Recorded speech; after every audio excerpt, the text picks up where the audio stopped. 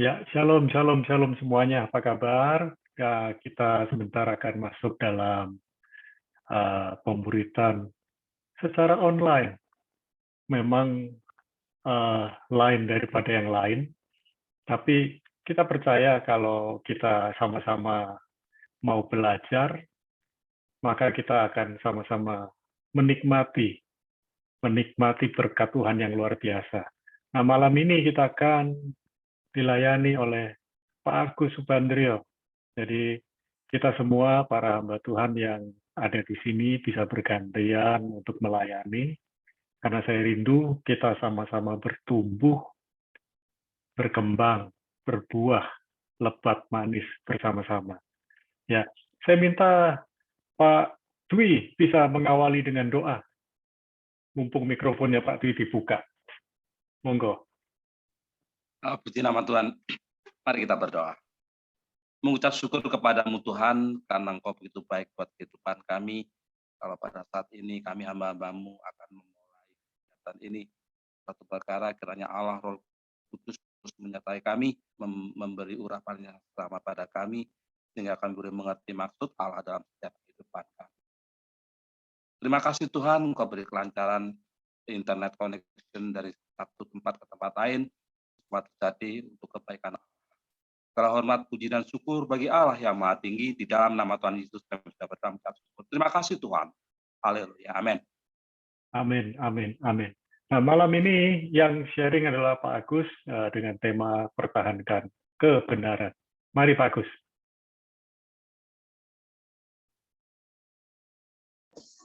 Shalom, selamat malam untuk shalom, shalom. Saya di pemuritan online. Ya. Terima kasih untuk Bapak David yang sudah datang ke saya untuk menyampaikan. Ya, saya tidak akan panjang dan lebar karena ini pemuritan dan semua bisa berinteraksi. Ya. Saya bersyukur. Nah, saya melihat sepertinya saya tidak akan menggurui, tapi saya akan sharing live. Ya. Tadi siang saya share dengan teman saya di kantor. Ya. Enaknya bagaimana kalau pas di pemuritan? Apakah kita sharing knowledge atau sharing live? Karena ini pemuritan. Ya. Akhirnya kita mencapai kata sepakat, lebih baik kita sharing live aja, sharing kehidupan kita percaya kepada Kristus. Ya. Karena kalau kita sharing pengetahuan, biasanya satu arah. Waktunya panjang, tapi yang bertanya waktunya sedikit. Tetapi kalau di pemuritan, bahannya sedikit, tapi bagaimana kita semua audien, semua saling melengkapi satu dengan yang lain. Ya.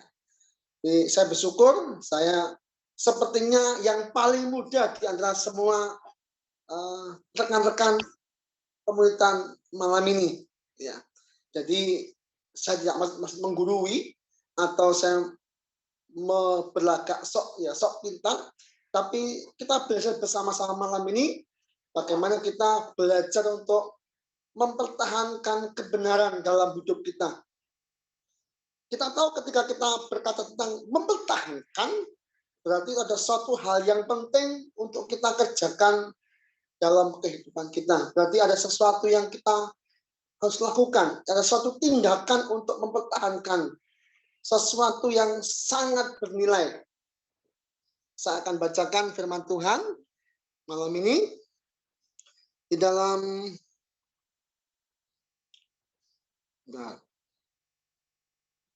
Yohanes pasal 14 ayat yang ke-6. Saya yakin sudah sering kita dengar. Tema kita adalah pertahankan kebenaran. Yohanes 14 ayat 6 berkata, kata Yesus kepadanya, akulah jalan dan kebenaran dan hidup. Tidak ada seorang pun yang datang kepada Bapa kalau tidak melalui aku.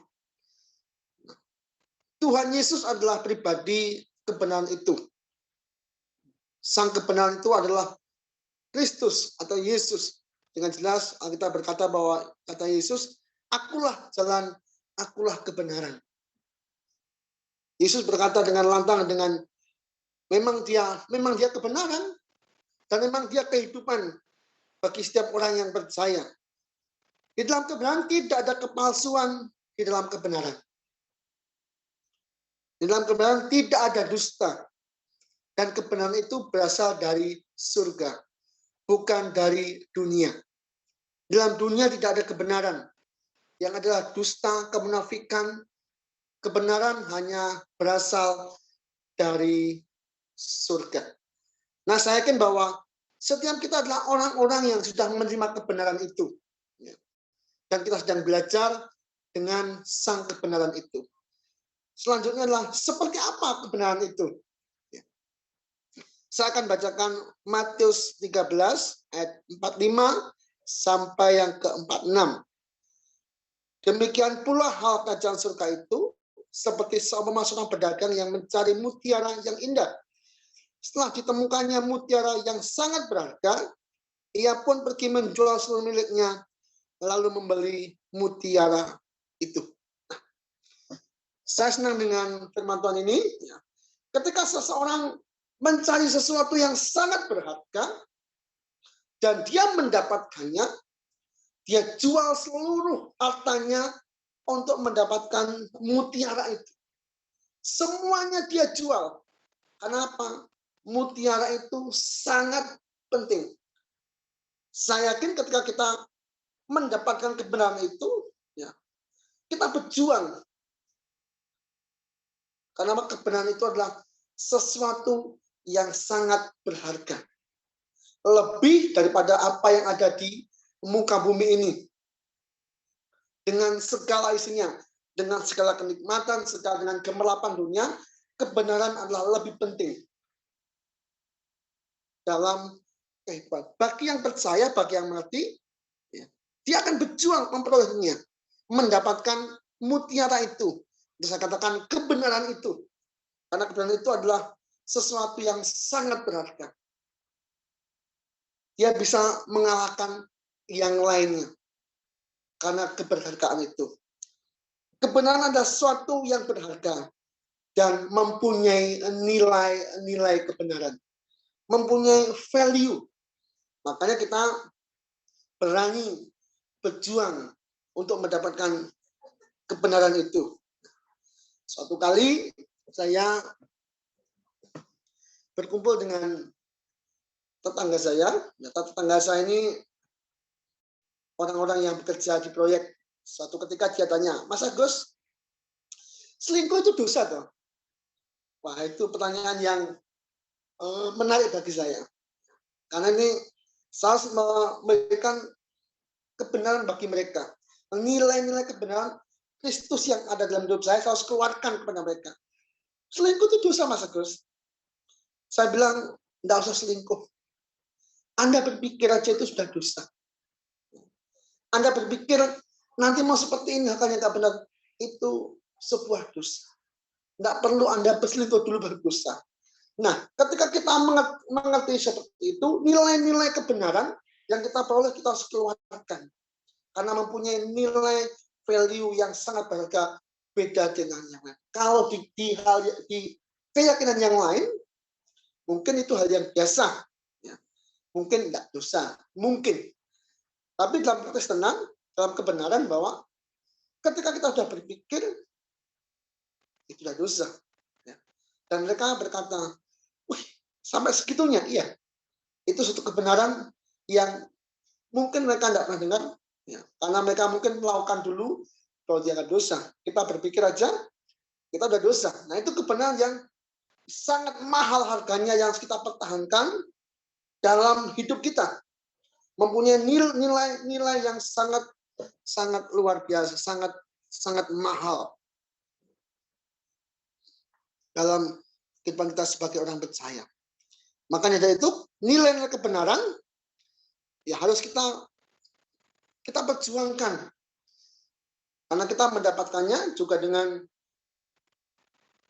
kita harus menyingkirkan nilai-nilai kehidupan dunia untuk kita mendapatkan nilai-nilai kebenaran itu. Ayat yang terakhir, bagaimana kita sebagai orang percaya mempertahankan kebenaran itu? Ya, karena kebenaran itu harus kita pertahankan. Kita tidak bisa membuang begitu saja, karena itu sesuatu yang sangat-sangat mahal kalau kita mengerti. Bagaimana mempertahankan kebenaran? Saya akan bacakan ayat terakhir. Yohanes 8 ayat 31 sampai 32. Maka katanya kepada orang-orang Yahudi yang percaya kepadanya, jikalau kamu tetap dalam firman-Ku, kamu benar-benar adalah murid-Ku, dan kamu akan mengetahui kebenaran, dan kebenaran itu akan memerdekakan kamu. Bagaimana kita mempertahankan kebenaran itu? Kalau kita tetap di dalam firman, di dalam kebenaran firman itu. Kita tetap berada dalam sang kebenaran itu. Kita tahu ada banyak orang yang meninggalkan imannya dan menganggap sang kebenaran itu adalah sesuatu yang tidak bernilai, sesuatu yang murah, sesuatu yang sama dengan nilai-nilai benda yang lain. Kalau kita tahu bahwa kebenaran itu sesuatu yang mahal, kita harus benar-benar pertahankan. Kita genggam, sekalipun orang akan mengambil, ya, sampai kita tetap tenggelam karena itu sesuatu yang berharga. Kita tidak akan mudah tergoyahkan. Kita tahu bahwa kebenaran itu sesuatu yang sangat mahal harganya. Suatu ketika kami keluarga besar kumpul di rumah kami di kampung. Ya. Saya tahu bahwa keluarga besar kami itu keyakinannya di sebelah, hampir semua, 90%. Kami ngobrol-ngobrol, mereka tidak tahu kalau saya Kristen dan saya pendeta, mereka tidak ngerti. Dan mereka dengan enak ngomong gini, karena keluarga besar ini hampir semua berkeyakinan A, bagaimana kalau semua itu ikut yang gede aja, ikut yang besar. Ya. Jadi supaya enak nanti kalau hubungannya, kalau meninggal nanti lebih enak. Ibu saya bijak ngomongnya, ya. Biarkan orang itu memilih keyakinannya masing-masing. Tidak perlu untuk harus sama. Sama juga seperti itu. Ya, ketika saya mendengar, saya tetap berpegang bahwa kebenaran yang saya terima adalah kebenaran yang sangat bernilai. Saya tidak terpengaruh, saya tidak tergoda dengan iming-iming yang mereka tawarkan, karena saya tahu bahwa kebenaran itu harus saya pertahankan. Apapun risikonya. Kadang-kadang saya diejek, kadang-kadang saya dibully, namun sebagai orang percaya, saya tetap mempertahankan pegang erat-erat itu kebenaran. Saya tahu ada banyak orang yang melepaskan kebenaran itu dengan mudahnya. Menganggap hal sepele, menganggap sesuatu yang bernilai. Kalau kita tahu bahwa kebenaran itu sesuatu yang sangat bernilai, saya yakin setiap kita yang hadir malam ini akan mempertahankan erat-erat sekali kebenaran itu. Bukan hanya mempertahankan sang kebenaran, tapi nilai-nilai kebenaran yang ada dalam sang kebenaran itu kita akan hidup. Kita tidak ikut dengan kebenaran-kebenaran di luar Kristus. Kita hidup dalam nilai kebenaran dalam sang Kristus. Dan saya yakin kita adalah orang-orang yang berani membayar harga untuk mempertahankan kebenaran yang sudah kita terima. Ya, saya tahu ya, tidak mudah untuk mempertahankannya. Kadang-kadang kita di pekerjaan, di pelayanan, di keluarga, ada banyak nilai-nilai yang tidak sama dengan kita. Saya teringat ketika anak saya yang pertama itu lahir, anak saya itu sakit sawan, orang sawan, itu mungkin sariawan gitu. Nah, orang tua saya itu kan orang tua masih di kampung. Ya, dia mungkin umur 2-3 bulan, dia datang ke rumah, anakmu kenapa? Sakit. Oh, ini kena sawan kikir. Sawan kikir itu saya juga tidak mengerti apa. Cepat carikan kikir. Nah, kikir itu kalau Anda tahu itu ada gergaji yang biasa untuk melancipkan mata gergaji, rek itu. Saya bilang, saya nggak mau pakai itu. Untuk apa? Wis pokoknya saya nggak akan terima. Karena apa? Saya tidak percaya dengan hal-hal seperti itu. Karena saya tahu kebenaran tidak. Dan ketika saya punya kebenaran, saya tidak perlu mengikuti hal-hal yang tidak sesuai dengan nilai-nilai kebenaran itu sendiri. Dan mereka, ya sampai saat ini mereka tidak pernah memaksa saya, karena dalam hal ini saya berkata kepada Tuhan. Dan saya percaya setiap kita adalah orang-orang yang berani mempertahankan kebenaran yang sudah kita terima. Sang kebenaran dan nilai-nilai yang ada dalam kebenaran itu. Nah, saya sampai sini, dan mungkin ada kesaksian dari semua yang di malam ini. Apakah pernah ya mengalami pengalaman-pengalaman ketika mempertahankan kebenaran atau nilai-nilai kebenaran itu dalam rumah tangga, dalam keluarga, di kantor, ataupun dimanapun? Ya, nanti selebihnya saya kembalikan kepada Bapak Gembala, Bapak David, untuk meneruskannya. Terima kasih. Tuhan Yesus memberkati. Pertahankan kebenaran dalam hidup kita. Haleluya. Terima kasih. Sangat-sangat luar biasa, Pak Agus, di kesempatan malam ini dalam membagikan pertahankan kebenaran. Ya, boleh dari para Bapak Ibu yang mau sharing tentang kebenaran, mempertahankan kebenaran, ya paling tidak bisa berbagi cerita. Pak Dwi mau berbagi cerita sedikit tentang mempertahankan kebenaran? Pak Dwi, mikrofonnya dibuka.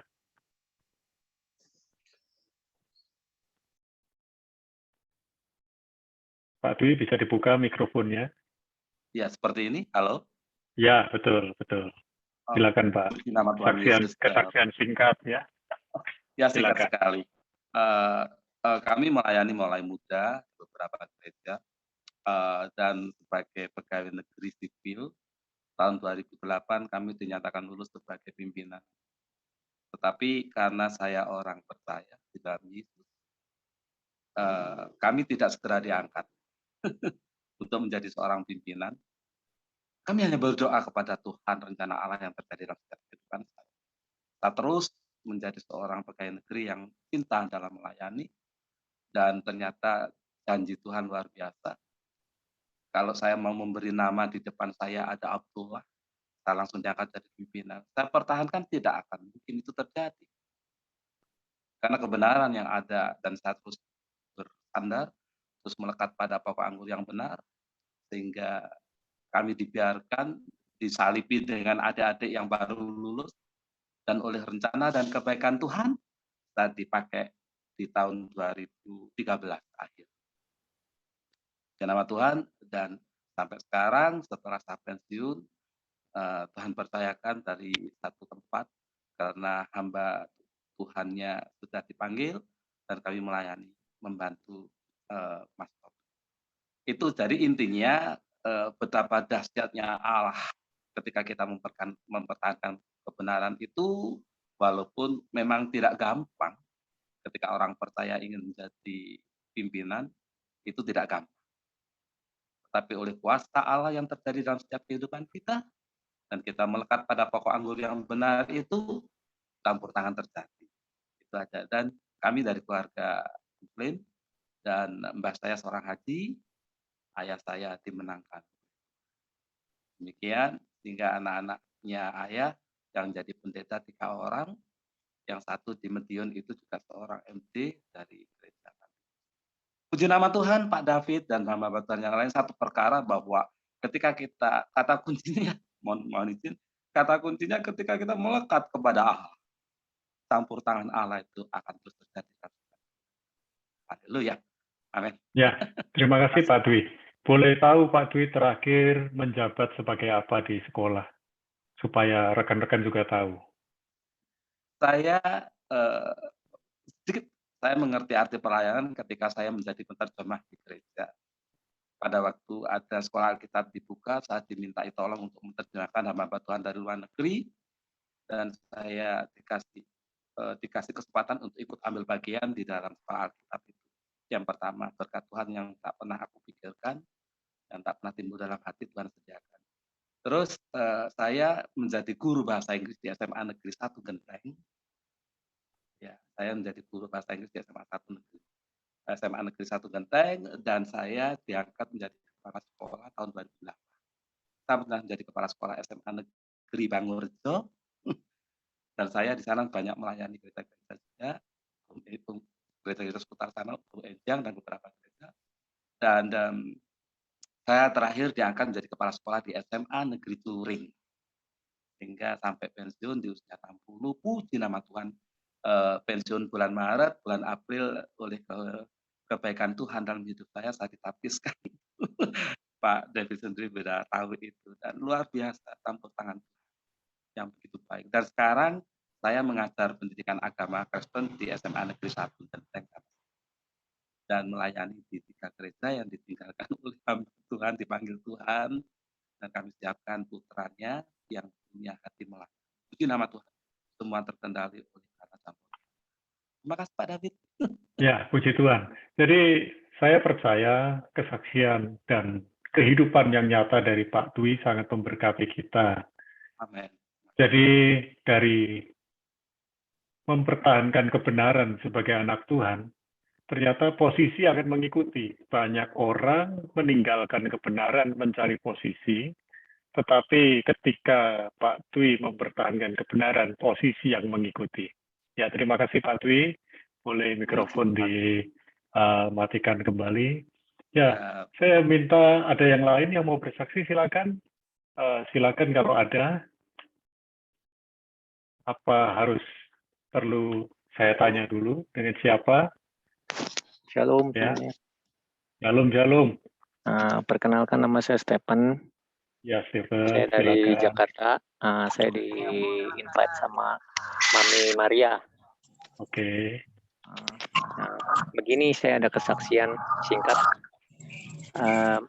Dulu saya orang Kristen tapi KTP. Ya, silakan. Saya alami perjumpaan dengan Kristus secara pribadi yang mengubah saya. Di Oktober 2020.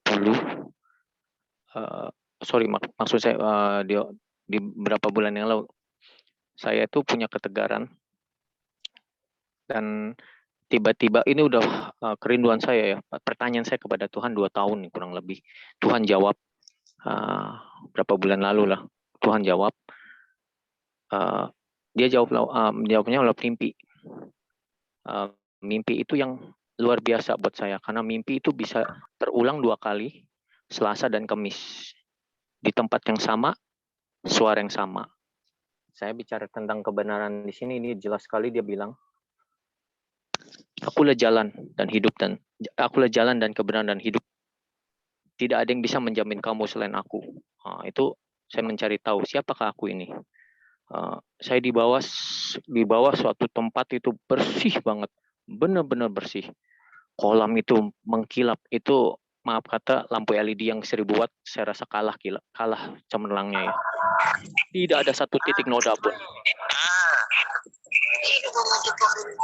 Itu ada suara itu begitu lembut, damai, tapi apa ya, karisma gitu, benar-benar karisma. Sekali saya temu di 2 hari kemudian atau lusanya, ditemui suara itu juga, tempat itu juga. Saya dapat penungguan, dan saya berani yang situ bilang bahwa saya tidak akan pernah menjual keyakinan saya demi apapun, karena Kristus sudah bilang, di luar aku tidak ada yang bisa menjamin kamu. Itu nyata sekali suaranya. Aduh, saya sampai nggak bisa nahan. Saya nggak bisa keluar mulut saya kata-kata apapun, karena saya tahu kebenaran hanya ada pada pokok yang benar, pokok anggur yang benar dari Kristus. Di luar itu kita nggak bisa apa-apa, kita nggak bisa berbuat apa-apa, dan Dia datang menyatakan kebenarannya. Dia adalah firman Allah yang hidup, yang bisa mengubah siapapun selama kita membuka hati kita. Kita punya respon hati yang benar di hadapan Dia. Mari Tuhan, masuk, selidiki kami, selidiki aku. Buat aku, bentuk aku Tuhan sesuai dengan rencanamu. Dan itu imani, biar terjadi genap dan tuntas dalam hidup kita. Itu aja, terima kasih. Ya, terima kasih Stephen buat kesaksiannya. Memang mempertahankan kebenaran itu harus bayar harga. Seperti kata Pak Agus. Nah, Pak Agus boleh jelaskan bayar harga itu seperti apa sih?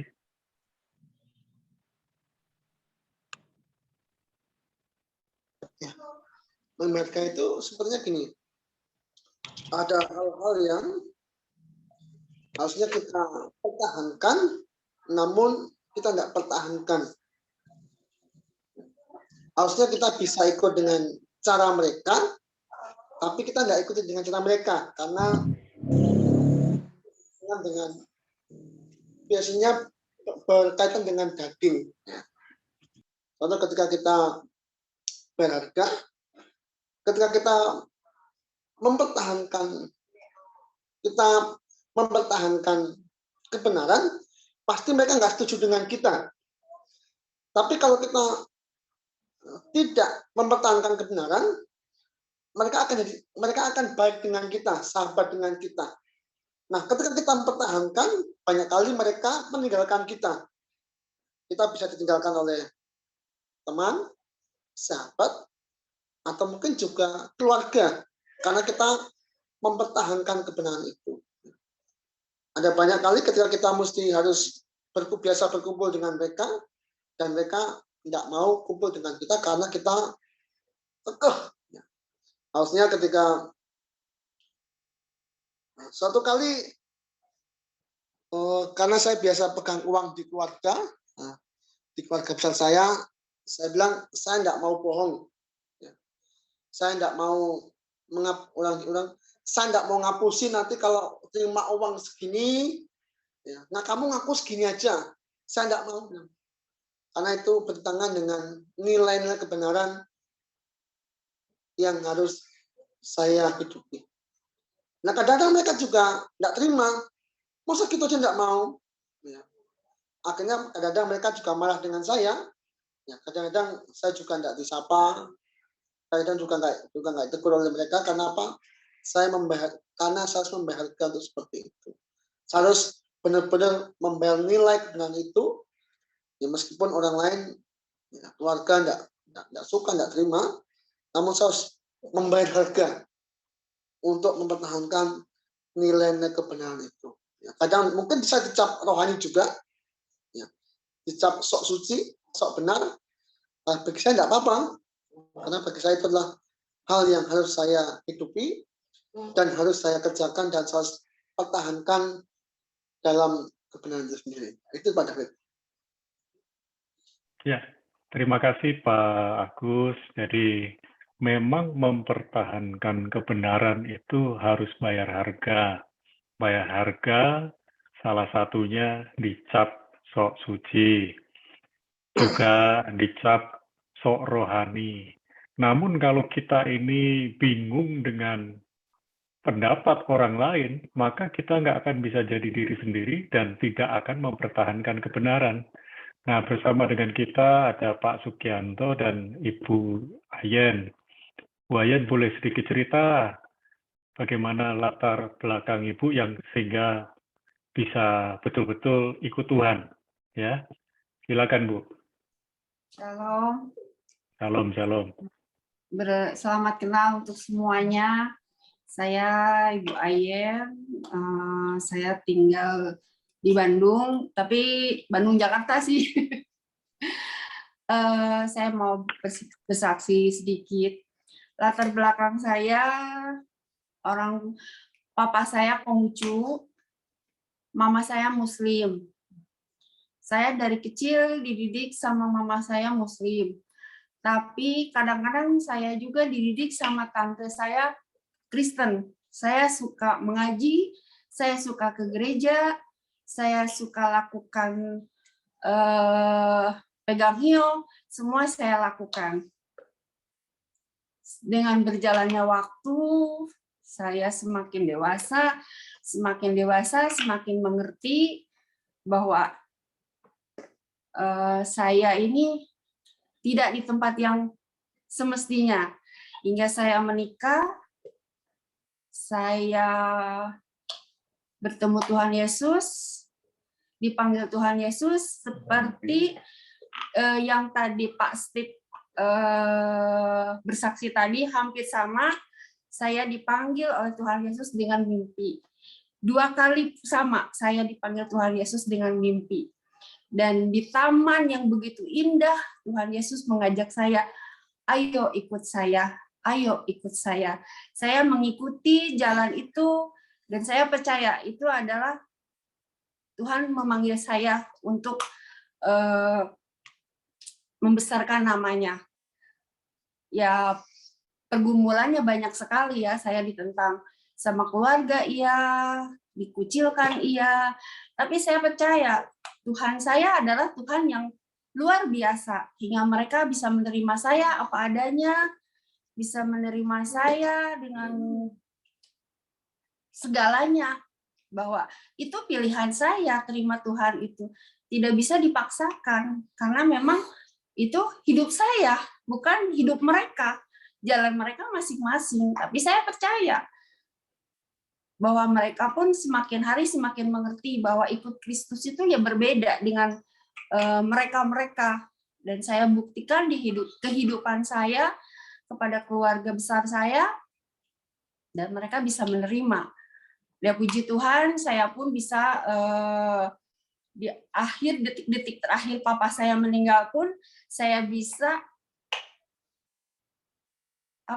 membimbing papa saya untuk menerima Tuhan Yesus. Dan puji Tuhan, papa saya bisa menerima Tuhan Yesus sebelum Tuhan Yesus memanggil dia. Di detik-detik terakhir papa saya bilang, aku terima Tuhan Yesus. Itu yang sangat berarti buat saya, luar biasa buat saya. Pengalaman saya ya banyak sekali ya. Mungkin Pak David juga sering dengarlah pengalaman saya, hingga saya bisa melihat sesuatu. Saya juga sering sharing dengan Bu David, bahwa saya punya penglihatan yang begini.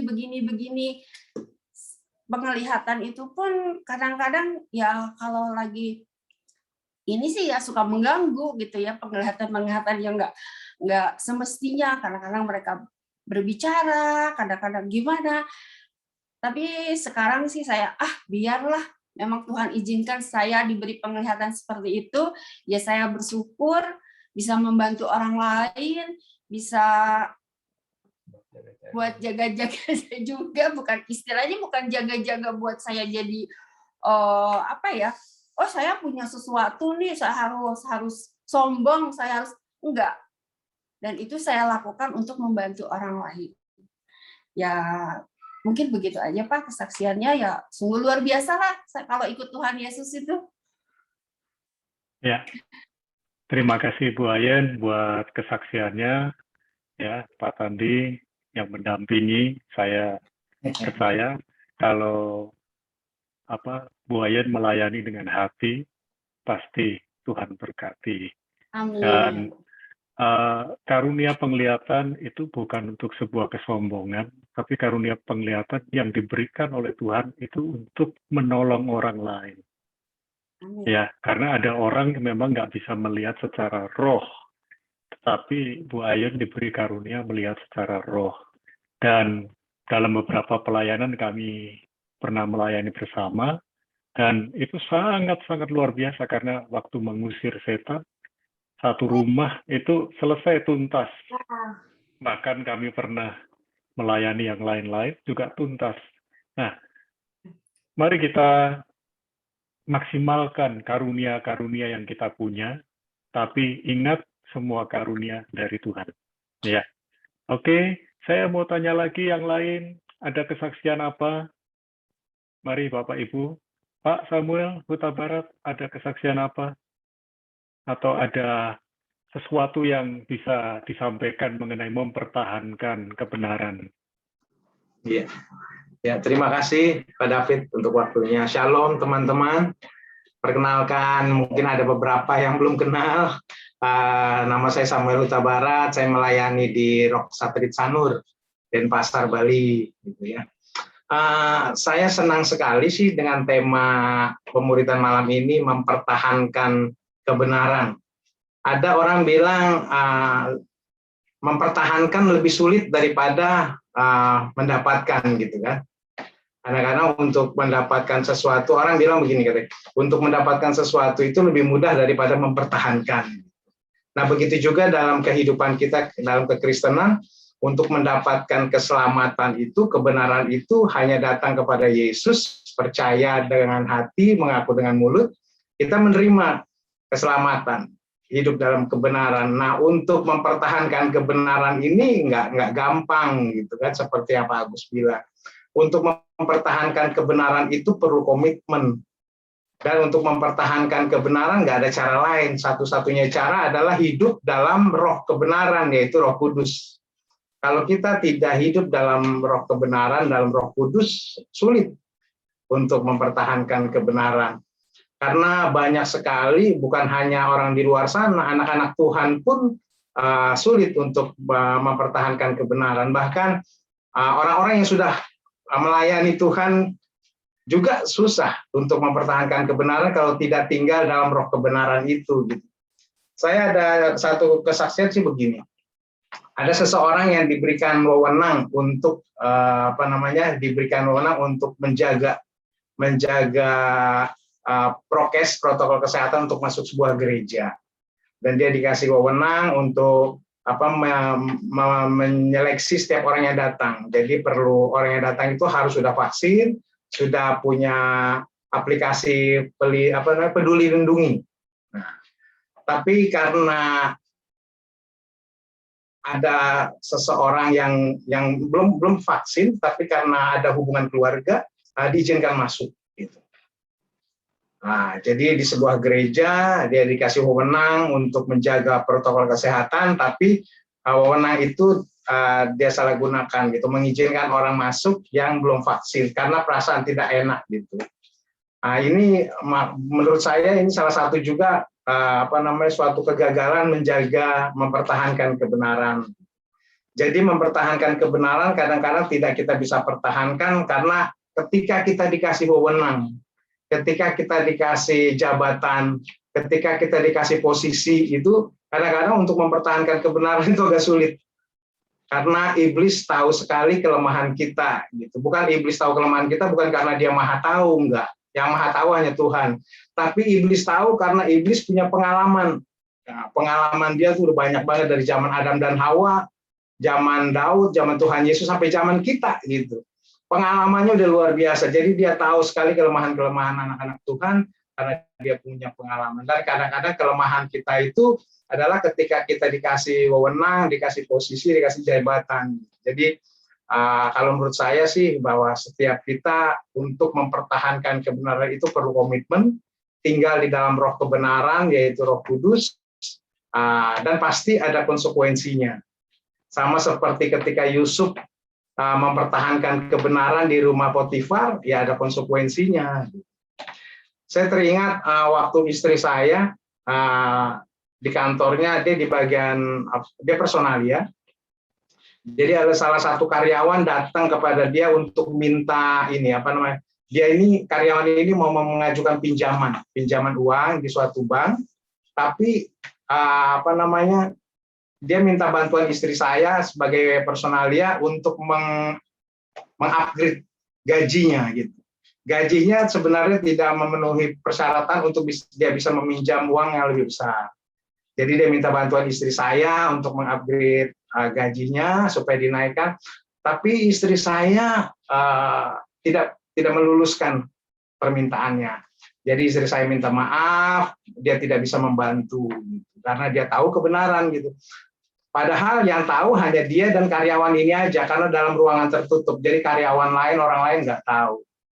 Nah, tapi karena dia tahu kebenaran, dia lakukan itu. Walaupun konsekuensinya akhirnya dia tidak ditegur lagi sama karyawan itu. Gitu.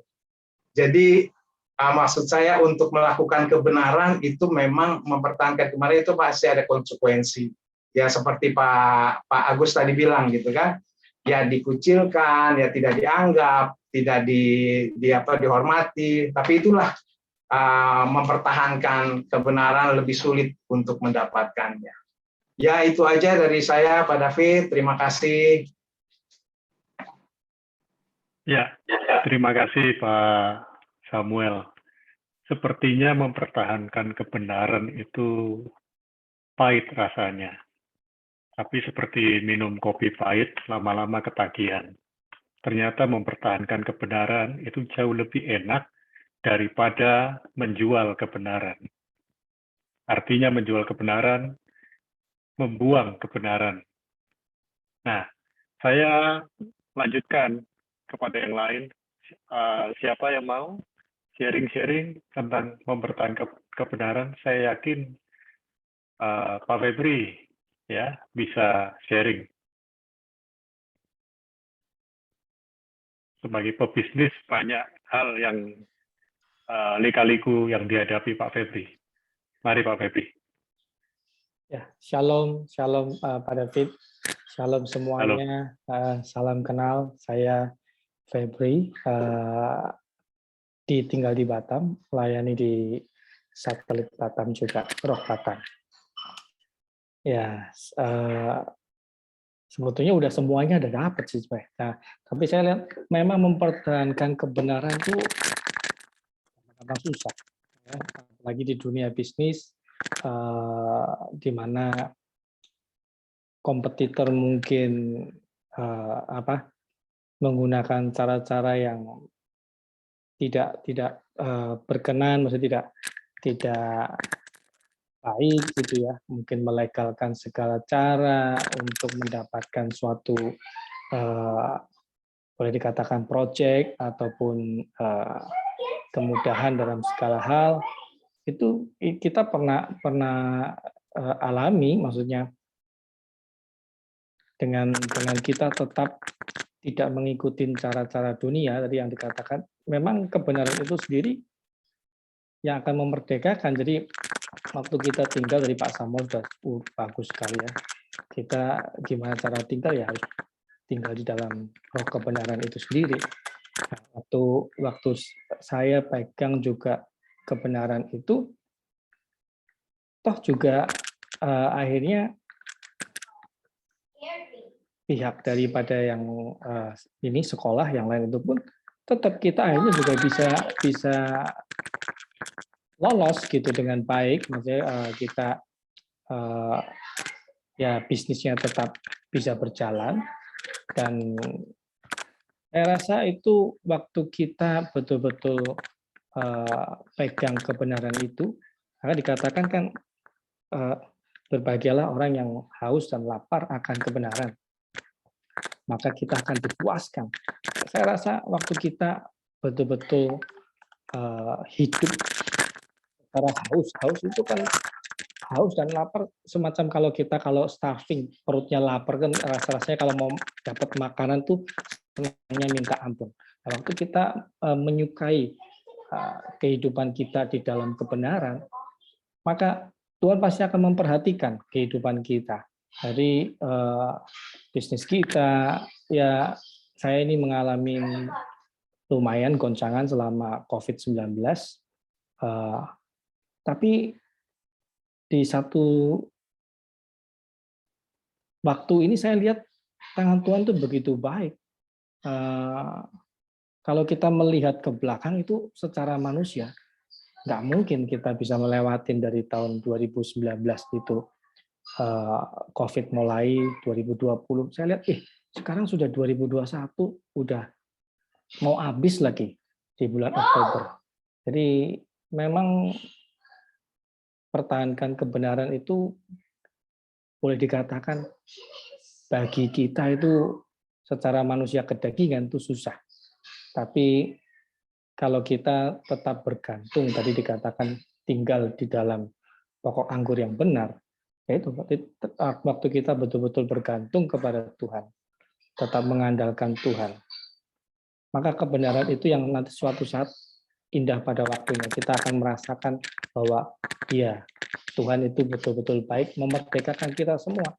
Kita patutlah bayar harga. Memang kadang-kadang wah, kalau bisnis dipotong sedikit, ininya biar kasih komisi sana sini biar cepat, ininya kelihatannya gampang mudah, tapi mendapatkan bisnis yang long lasting istilahnya itu yang lebih penting, sama dengan kehidupan kita.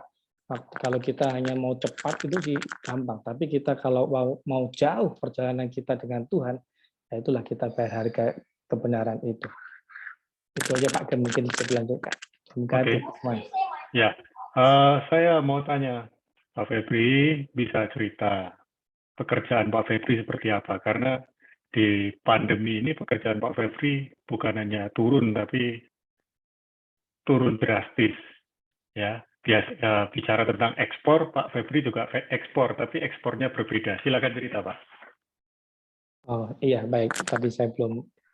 Jadi saya bergerak di istri saya sebetulnya lebih tepatnya, lebih banyak istri yang konsen di bisnis ini. Saya adalah agensi education di mana membantu para siswa, student khususnya SMA kelas 3 yang mau mengambil kuliah untuk ke luar negeri, saya bantu pengurusannya, agensi untuk ke luar negerinya, saya bantu. Jadi termasuk penempatan sekolah, pengurusan dokumentasi, tempat tinggal, itu kita bantu pengurusannya. Nah, di pandemik ini, yang tadi Pak David bilang, ya benar sekali, betul-betul bukannya menurun pelan, tapi tiba-tiba itu di-stop mendadak. Jadi imigrasi pun di-stop, tidak bisa mengeluarkan visa sama sekali, jadi tidak mungkin kita ke sana, dan kemudian orang tua juga mungkin secara finansial ada yang terganggu, akhirnya membuat beberapa case itu yang dipending, bahkan di-cancel, jadi betul-betul memang drop sekali. Mungkin persentasenya istilahnya benar-benar drop sekali sih. Gitu. Sampai ya ini lagi dalam menjual sebuah aset, sebuah ruko, tapi ya kita terus berjalan, belum ada ininya titik terang, tapi saya percaya ya ini kita masih terus gumuli, dan mohon bantu doa juga buat semuanya, mudah-mudahan tepat pada waktunya, ataupun kalau tidak berarti Tuhan punya cara yang lain. Ya, Pak Febri, sebuah kesaksian yang luar biasa, termasuk cerita tentang pekerjaan. Memang kalau rukonya harus dijual, akan terjual, tapi kalau terjadi sudden comeback, pembalikan keadaan, bahkan bukan menjual ruko, tapi dapat ruko lagi. Ya, jadi tunggu saja Pak waktunya, karena sebentar lagi pintu-pintu mulai terbuka. Yang perlu kita doakan adalah supaya proses vaksinasi dari daerah ke daerah itu semakin cepat. Sehingga bisnis, ekonomi, dan lain sebagainya pulih kembali. Yang perlu diwaspadai di Batam adalah seberangnya yang 20 km itu, Singapura. Hari-hari ini 3.000 lebih kasus di sana, sementara Indonesia nggak sampai 3.000, bahkan sekitar 1.000-2.000 saja. Nah, sebelum kita mengakhiri, saya minta Pak Markus ada cerita tentang mempertahankan kebenaran. Ya, untuk malam hari ini saya menjadi pendengar yang setia. Terima kasih kesempatan. Ya, oke. Saya akhirnya akan beri kesimpulan, ya. Malam ini saya berikan kesimpulan bahwa mempertahankan kebenaran itu memang tidak mudah. Jadi betul-betul membutuhkan komitmen. Ya, tadi disampaikan oleh Pak Samuel, ya, Pak Agus juga, dan kita harus memahami bahwa bukan kebenaran yang menyesuaikan kita, namun kita yang harus menyesuaikan kebenaran. Kebenaran adalah mutlak, tolok ukur, tidak bisa digoyang, tidak bisa digoncang. Kita ikut kebenaran, atau kita otomatis meninggalkan kebenaran. Jadi kita nggak bisa setengah-setengah. Dan harganya memang mahal. Ya, tapi Tuhan itu baik. Dia ingatkan kita. Kita diutus seperti domba di tengah kawanan serigala. Serigalanya serigala lapar lagi. Bukan serigala yang giginya ompong. Jadi memang Tuhan minta kita mengandalkan Tuhan dengan sungguh-sungguh. Di tengah-tengah situasi seperti hari ini, sabar sedikit. Pembalikan keadaan pasti tiba. Pemulihan ekonomi pasti terjadi. Dan kalau kita bisa siap mulai sekarang, maka ketika Tuhan pulihkan keadaan Sion, kita akan tertawa. Siaplah untuk tertawa. Memang hari ini kita menangis, menabur dengan tetesan air mata. Tapi kita akan menuai dengan sorak-sorai. Kebenaran tidak pernah memaksa kita. Kebenaran dengan sabar mengubahkan kita. Dan memang mempertahankan kebenaran pahit awalnya, namun manis berkatnya. Saya minta Pak Demson bisa berdoa sejenak untuk kita semua. Ya, mikrofonnya bisa dibuka Pak Demson. Ya, Pak Pendeta Demson di Lubuk Pakam. Tunggu Pak. Ya, bisa berdoa sejenak buat kita sebelum saya menutup dengan doa berkat. Mari Pak. Tunggu Pak. Kedengaran Ya. Kedengaran sekali Pak, kedengaran sekali. Ayo. Silakan Bapak. Kami bersyukur kepada Tuhan Yesus pada malam hari ini atas anugerah kasih Tuhan yang Tuhan berikan kepada kami. Saat ini kami boleh memuji Tuhan. Kami belajar firman-Mu tentang kebenaran. Kami tahu bahwa untuk menyatakan kebenaran itu tidak mudah. Butuh komitmen, butuh pertolongan dari Roh Kudus. Oleh karena itu Bapa, sebagai hamba kami, biarlah Tuhan memberikan kami kekuatan agar kami tetap menyatakan kebenaran-Mu dimanapun kami berada. Berkati Tuhan semua yang ikut di dalam pengajaran pemuritan ini Bapa. Teristimewa Tuhan buat hamba-Mu, Pak David Pujayanto sebagai Gembala Rock di Zazak Tuhan. Berkati pelayanannya, berkati keluarganya, biarlah berkat-Mu melimpah atas kami. Dan sepanjang malam ini kami rindu, Tuhan menyertai kami, Tuhan memberkati kami. Berkati seluruh teman-teman kami, baik yang di Batam, di Jawa Timur, di Jogja, dimanapun mereka berada Tuhan. Berkati, bahkan hamba-Mu yang ada di Medan Tuhan juga berkati. Dalam nama Yesus kami berdoa bersyukur. Amin. Amin. Mari kita angkat tangan kita. Segala puji, hormat, syukur hanya bagi-Mu ya Tuhan. Dan kami mau menerima segala berkat-Mu yang terbaik di dalam nama Bapa, Putra, dan Roh Kudus di dalam nama Yesus. Amin. Boleh buka kamera sejenak. Kita ambil foto. Ya, puji Tuhan. Ya, oke. Stephen mungkin di mobil atau lagi di mana itu. Jadi Mobil, kelihatan Pak. gelap. Di mobil gelap. Oke, iya. Oke, Maaf. senyumnya terbaik, no problem. Oke, 1, 2, 3. Oke, ya. Kita sapa satu dan yang lain. Selamat malam semuanya. Terima kasih Pak Sugianto, Bu Ayen, Pak Agus. Terima kasih. Pak Malam. Bagus, Bu Berkati Amel, semuanya.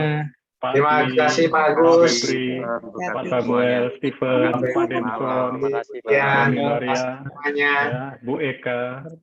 Tuhan berkati, sehat selalu, Berkati dan semuanya. percaya Amin. Amin. membalikan keadaan pasti tiba. Amin. Amin. Amin. Ya. Amin. Selamat beristirahat, Tuhan Yesus memberkati. Terima kasih Pak. Ya, Terima kasih. Terima kasih Pak. Terima kasih. sama-sama. Terima kasih. Ya, bye.